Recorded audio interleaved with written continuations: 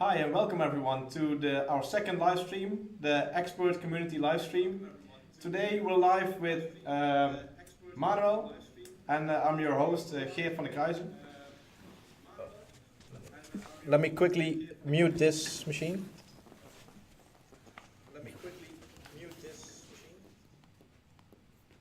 Yeah, okay. Today we're going to talk about test-driven development and, well, far more than just test-driven development. But first, can you introduce yourself? Yeah. Hi, I'm Manuel Riezebosch. I also work for XPRT and I'm very deeply passionate about a couple of things. Things like Git, test-driven development and Agile in general. These are my main topics. Okay. Well, what we do in our live stream is, first with our guests, we're going to ask them a couple of challenges. And you can just answer with yes or no. And after yes or no, well, you get 1 minute to elaborate a bit more on the subject. So, well, test-driven development. Well, it's quite a broad topic. Let's talk in testing in general. UI testing. Is that a yes or a no?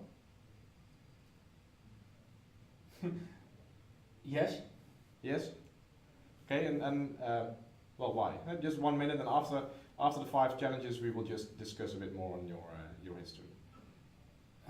It's a yes because it's an essential part of testing in general, but it's also the most difficult part. So yeah, I'm not good at it. I find it difficult, but yes, there should be UI testing. Okay, but not to start with. No. Okay.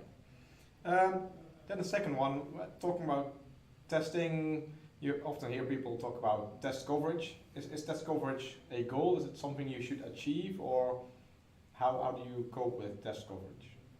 It tells you something. It's just a metric, and it's often abused.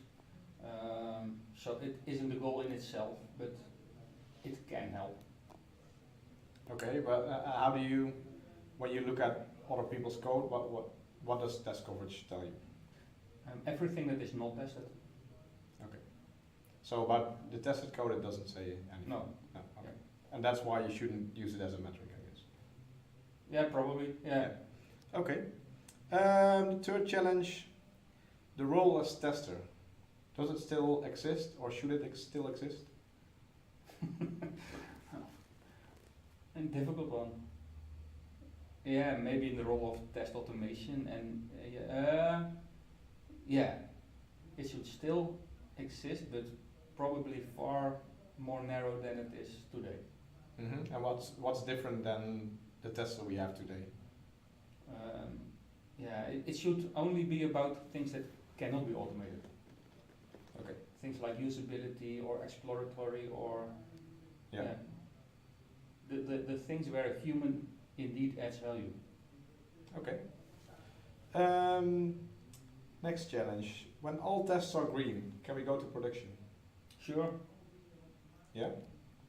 Well, we have some history, and I remember some cases where, yeah, all tests are green, but, well, of course, the application didn't work. So, how do you say, well, all tests are green, let's go? When do you have enough tests to go to production? Yeah, I responded quickly because, in my opinion, you can always go to production. You should go to production fast and often and learn from that feedback loop. And yeah, all tests should be green. If tests are not green, you should definitely not go to production. But other than that, yeah. Okay. Yeah, it's a good approach. And well, your last challenge for now is TDD, test-driven development, BDD, behavior-driven development. Do you have a preference? Do you have an opinion on both? What's your opinion? Yeah, you still left some things out, like specification by example or acceptance test-driven development. Yeah, these for me these are only nuances, and yeah, please don't start a holy war about that. Okay, I see in the chat that the sound is a bit hollow. Maybe I can lower the sound a little bit. so it would be better. We can also change settings here. Maybe this. Please let us know if the sound improves now. Okay. Well, let's continue. BDD versus TDD. What's your opinion? Yeah, from me, from my own experience, my TDD approach evolved in something like a more BDD-like approach. Mm-hmm. So yeah, in that aspect there isn't much of a difference. It's maybe a shift in mindset. So for me, starting from a test, that's a given. So yeah. TDD is the bare minimum, and I guess you naturally evolve into a more BDD-like style where you think about behavior. Yeah. You're not religious about it. No. Just testing first, that's something you really believe in, but well, you don't have a religious BDD approach where every behavior needs to be defined first before building. Okay. Well, those are the challenges. So, well, let's just chat a bit more about test-driven development. Can you explain a bit about the history, how you learned test automation, test-driven development, how you and what impact it had on your life as developer? Yeah, sure. Yeah, I was first introduced to unit testing in general, and yeah, it was at the early stages of my how do you say, career. Mm-hmm. And then it was mostly testing after the fact, and I still got high coverage because I was very eager to just improve on the coverage. Okay. And yeah, it was a bit of a pain, but not that bad. I got it working, and it didn't impact my design that much, so it didn't hurt me, but still, I wasn't making out the most of it. And then after some years, I had to prepare for a course I would be teaching, and then I was like, maybe there is some theory about test-driven development, test-driven design, and yeah, then I got new insights. Then I learned about what TDD really is. I learned about the red-green refactor cycle, and from then on, I gradually improved in start thinking from a test, and yeah, that changed a lot. In the end, it even impacted my design. It improved my design because classes got much smaller. I had better separation. Dependency injection started to make sense. Mm-hmm. All these little pieces fell into place. Yeah. What kind of course was it that you did? Was it just like in-person training or some online training? No, it was more like a trajectory with some students where I had to teach them for about a few months about all different topics like programming and version control and testing and. Okay. And that made a click in your mind where you said, well, this is really something I can use in the future. Yeah. Okay. And when I started doing the training, I had to prepare for a demo, and I was like, hey, I can just start my demo from a test. Instead of writing a console application, why not start in a test? And that was the next click. Each and every demo I prepared was from a test. And I didn't have to create 52 console applications. I didn't have to comment code out every time I wanted to do a different demo. I could just add a new class, add a new test, and I was able to run it. So that was the next step for me. Okay. Just a reminder to our viewers, this is an interactive session, so if you have any questions, we can see the chat over here. So if you have any questions for Manuel during the chat, just let us know and we will try to respond to that as well. Well, I believe in the test-driven approach as well, but sometimes it's just hard to do, right? Do you have some scenarios where test-driven development didn't work for you? I have a scenario where I didn't do it, but I should have done it. And I have a scenario where it is really hard for me. And that's not hard in general, but that's because it's more out of my comfort zone, and that's when I hit the UI. When I have to do things with React or Angular or Vue, then it becomes really hard for me because I'm not very good at the tooling. I don't know the frameworks really well. So then it causes a lot more pain and frustration for me to get things up and running, because the error messages I see don't make any sense to me. I have to set up a lot of stuff where I don't know what I'm actually doing, and yeah, then it's really hard. Yeah. Okay, did you have an example where you didn't do it, and can you elaborate a bit more on that? Yeah, but there was a nice hackathon on Golang, the Go language. And the first 2-3 hours was just about the theory about Go. And during that theory part, I already delved into how do I do tests in Go. But then the second part of the hackathon was just plain hacking. There was some RabbitMQ service included, and the service that was throwing encrypted messages on the bus, and the participants had to decrypt that messages, discover the crypto algorithm that was used, and post the decrypted message back on the bus.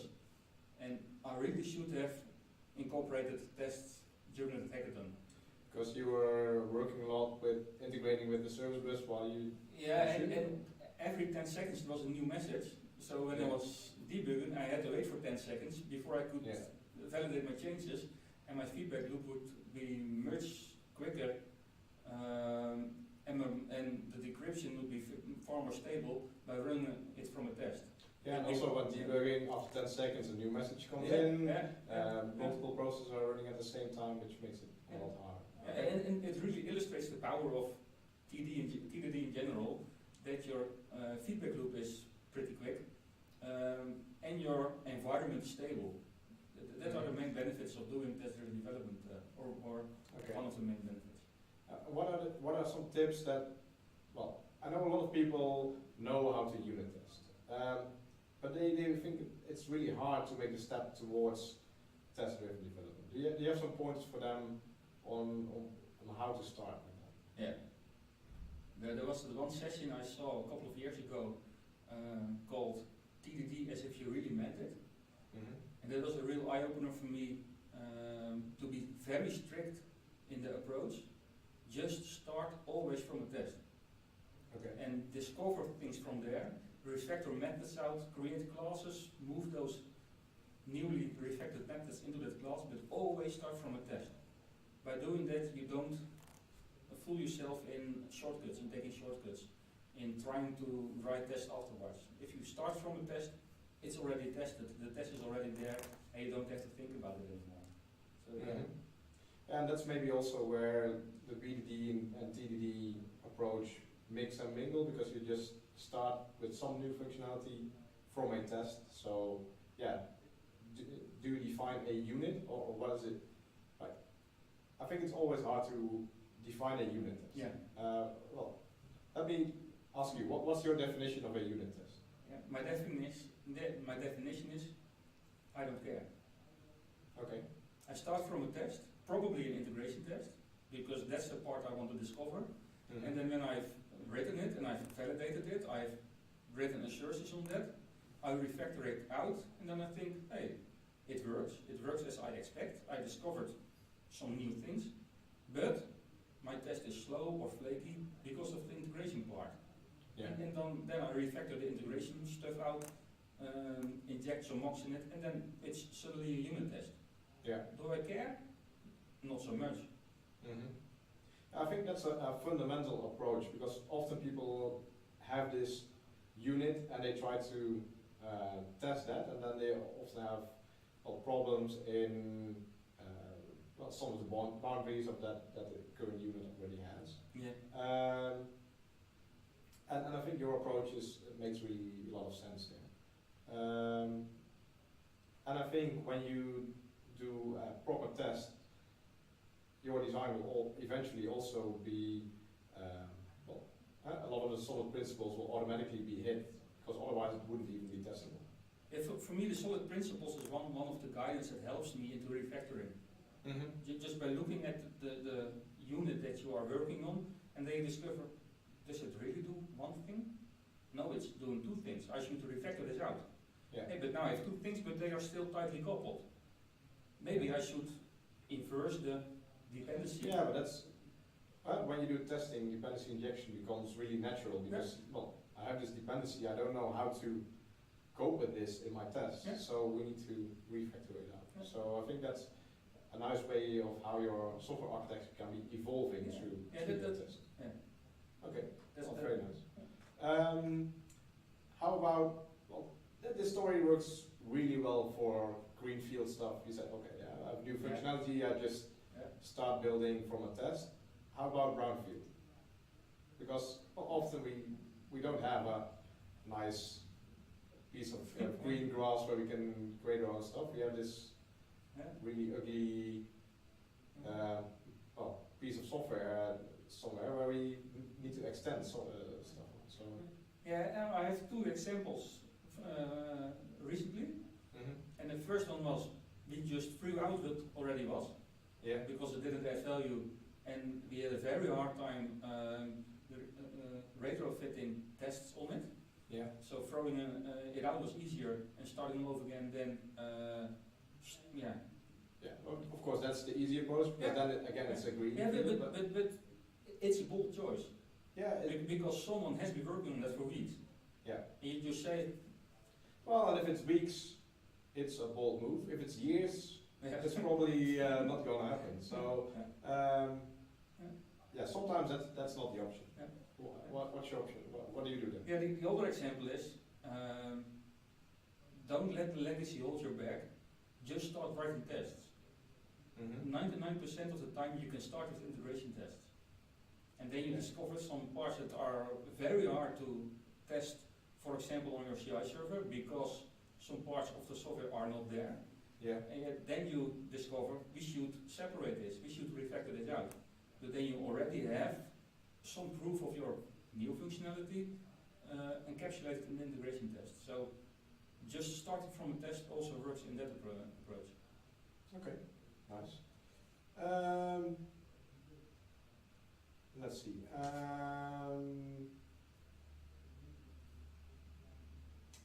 One thing that I hear a lot is, okay, so we're starting with the test, but we also need to do a lot of plumbing when we start building our new application. But plumbing is also always quite hard to test as well. So where do you start? Do you start doing plumbing first, or do you write some tests first and use some plumbing to make it work together? What do you mean by plumbing? Well, just some certain frameworks, making all the software work together as an application, like your starter classes, all those kind of things. Yeah, that's what I hate about the project templates in general, because you get so much for free, which is untested, and which is also really hard to test. Yeah. So, but is it because you get it for free, you have a good enough feeling about it, you don't have to test it, or? I'm not saying you shouldn't test it, but you don't get tests out of the box. That's really a shame. I really start to always start from a test. So that's where the plumbing hits me, where the plumbing actually points me in the wrong direction. So I don't have a very good answer to that, I guess. But I saw on the recent improvements on ASP.NET Core, for example, that they also improved on testing, having integration tests running against your controllers, and also incorporating the starter classes. So you can get far. You scaffold at first, you write one integration test, and you already covered a lot of the stuff that gets generated. So it's a bit of both. Do the plumbing, write a test, throw away what you really don't need. As soon as possible, dive into the tests. Okay. Let's go back a bit towards the people who want to start test-driven development. You said, well, just write your test. Do you have some other tips for them how they can learn this type of program?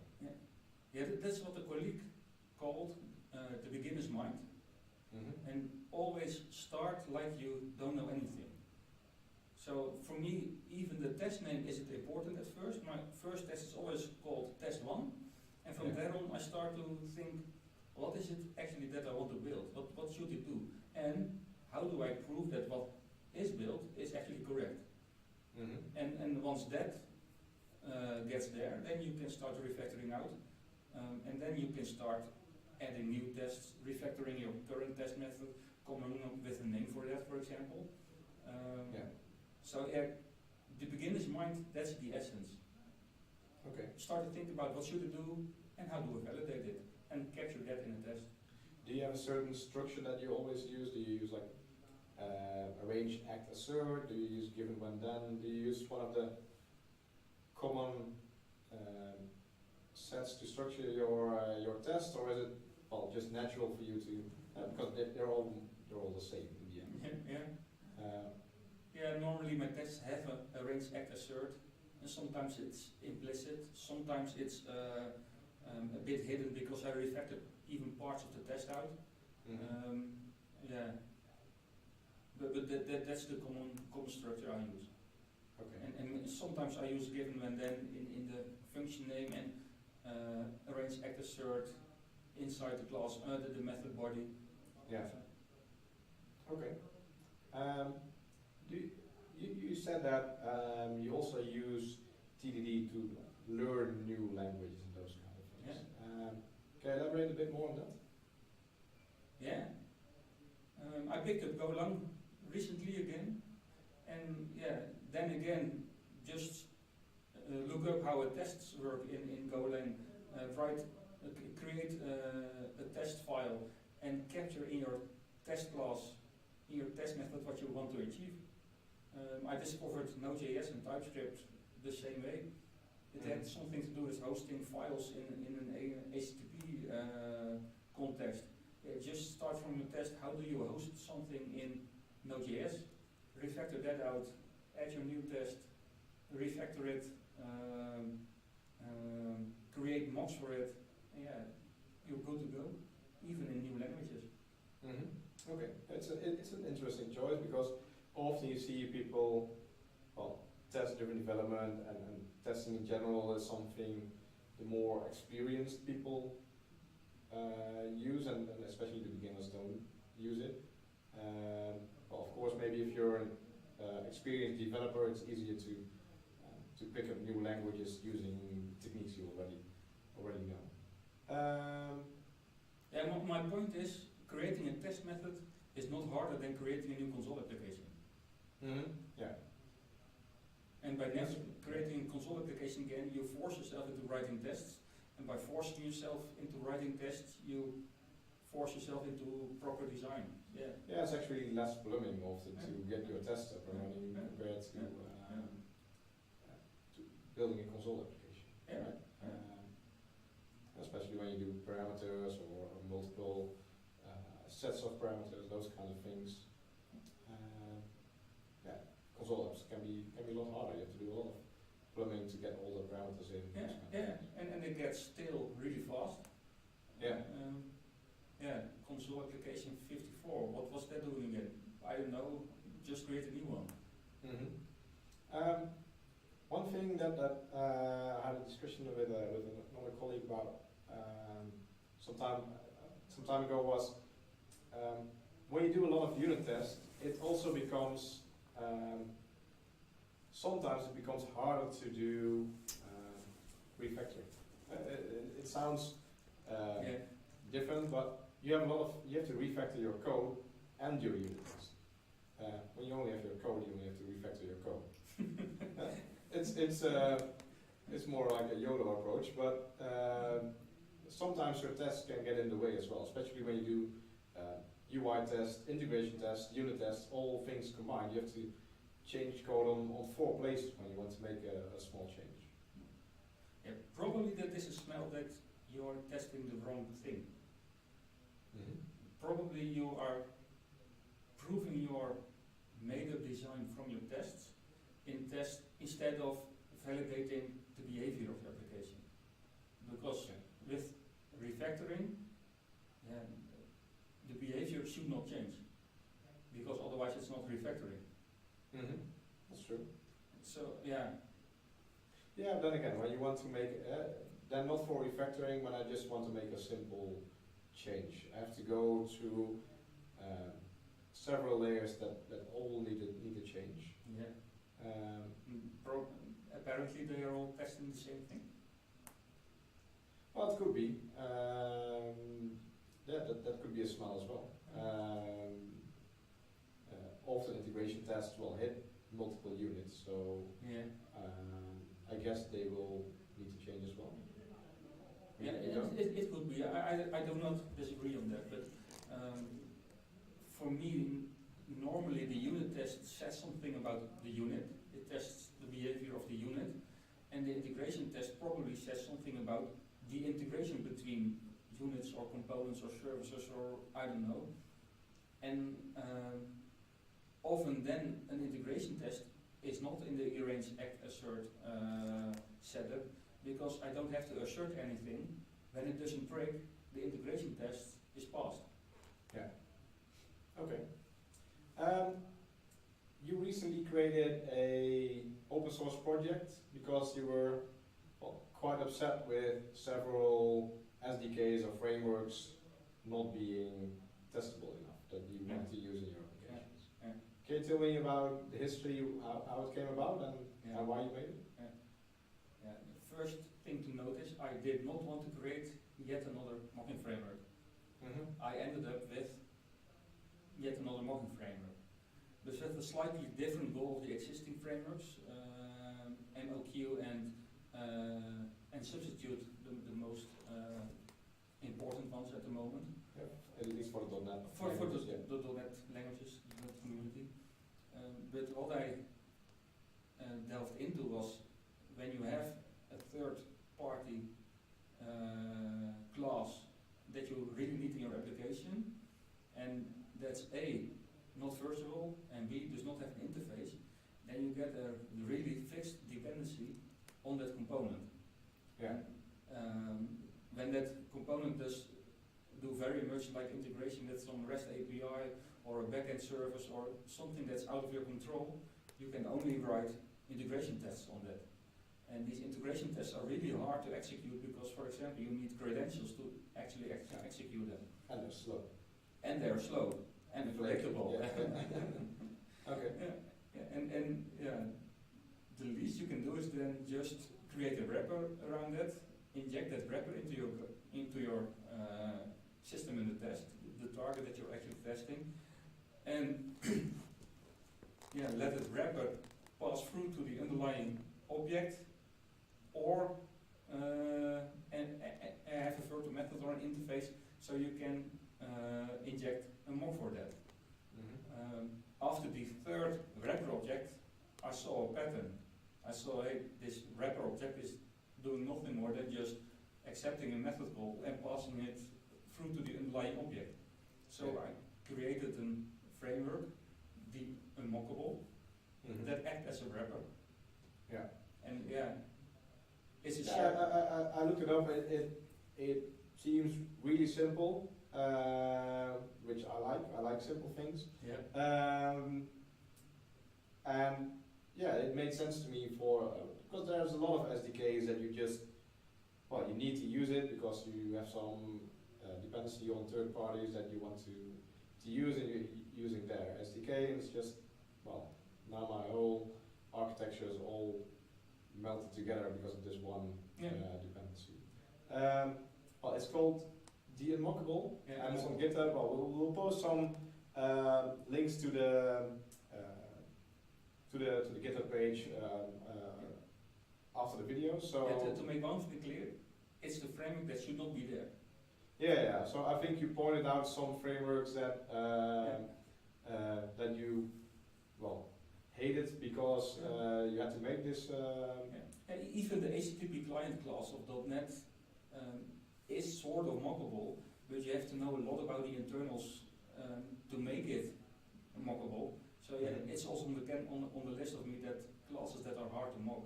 And it's in the framework itself. So even in the framework, there are classes that could use an interface. Yeah. Yeah, but if you look at HTTP client, there's a large debate on on GitHub when you look it up on why it isn't so, and I think especially when people create things like .NET framework, testability is one thing, but performance is another thing, and For sure. And I think that those are some of the choices that they made made it this way. But it's a fun thread to read though, because you see like requests a lot to get a HTTP client. Yeah. Okay. Let me see what other topics do I have.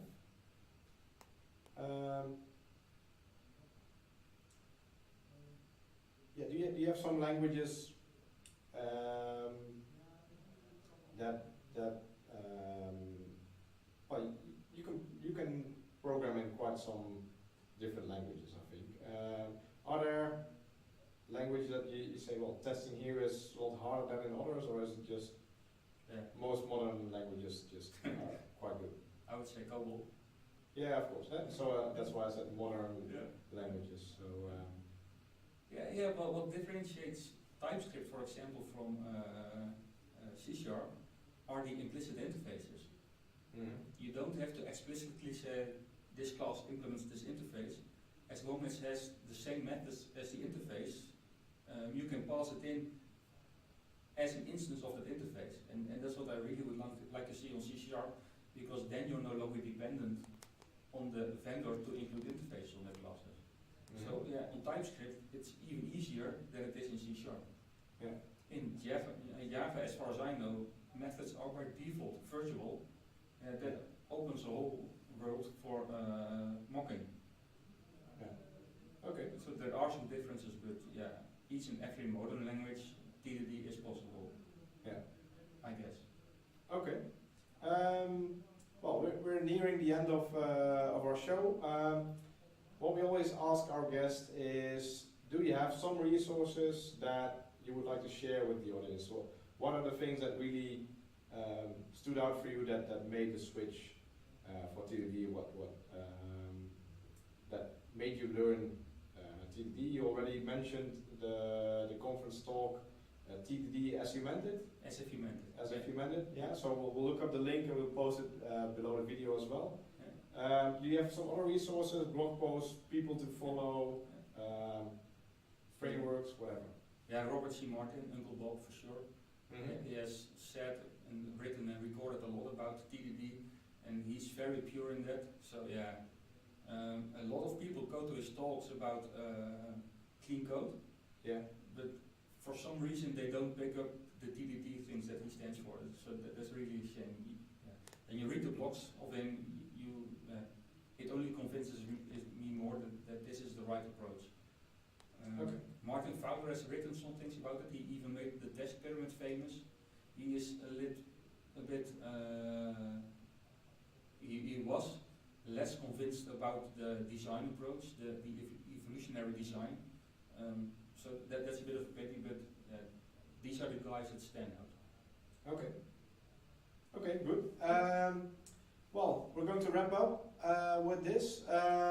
Next week, we're not here, but in 2 weeks we will have a new show where we're going to discuss serverless. We have 2 guests, Kenny Baas and Mark Dijker, and they will have a discussion on serverless on all the 3 different cloud platforms, so AWS, Google, and Azure. And they will talk about what are the differences, when to use what.